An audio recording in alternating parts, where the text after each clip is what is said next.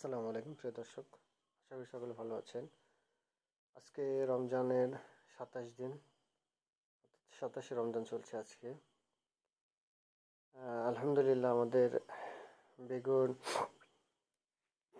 আমরা already harvest শুরু করেছি, যদিও পরিমাণে কম, তবে মাশাআল্লাহ আমাদের গাছে এখন যে পরিমাণ ফলন আছে, ইনশাআল্লাহ ঈদের পর থেকে আমরা পর্যাপ্ত পরিমাণে ফলন উঠাতে সক্ষম হব।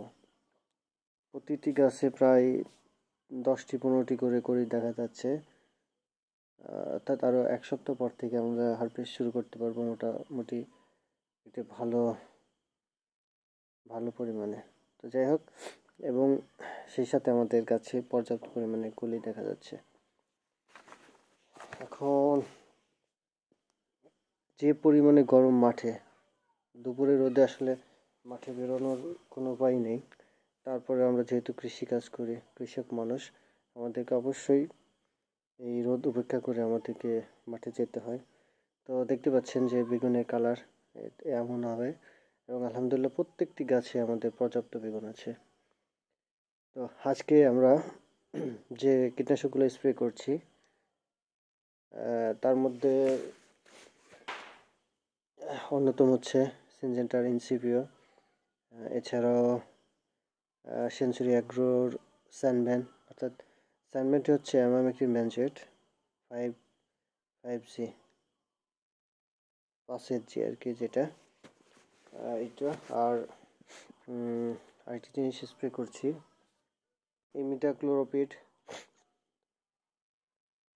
আমরা যেহেতু আমাদের শিডিউল স্প্রে, তো এই জন্য আজকের শিডিউলে এগুলো ছিল। তো যাই হোক, পোকার আক্রমণ মোটামুটি আমাদের নিয়ন্ত্রণে আছে। আর যেহেতু অত্যাধিক গরম, এই জন্য আমাদেরকে স্প্রেটা একটু ঘন ঘন করতে হবে, নচেত পোকার আক্রমণ থেকে বাঁচার রাস্তা নেই।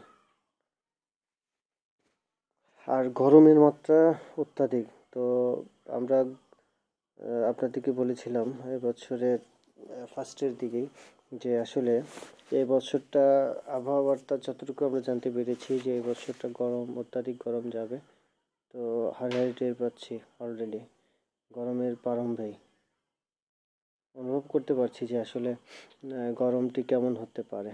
তো যাই হোক, সবই আল্লাহর ইচ্ছা, আমরা আমাদের কাজ করে যাব, আল্লাহর ইচ্ছা মতো কাজ করবেন, এই আর কি। এখন জমিতে যেহেতু পর্যাপ্ত বেগুন দেখা যাচ্ছে, আমরা হয়তো আমরা গাছে এখন ড্রেন শুরু করেছি। তো ড্রেনের কাজটি শেষ করেই আমরা গাছে আবারও সার পানি দিয়ে দেব, এবং আশা করছি যে ঈদের পর থেকে আমাদের হারভেস্ট শুরু হবে। এবং সেই সাথে আমি আশা করছি যে হয়তোবা বাজারটি কৃষক ভোক্তা দুজনেরই নিয়ন্ত্রণের মধ্যে থাকবে, কারণ আমরা চাই না যে আমরা শুধু লাভবান হই, ভোক্তারা অত্যাধিক বেশি দামে ক্রয় করুক। আমি চাই আমরাও বাঁচি, যারা কিনে খাবেন তারাও বাঁচুক,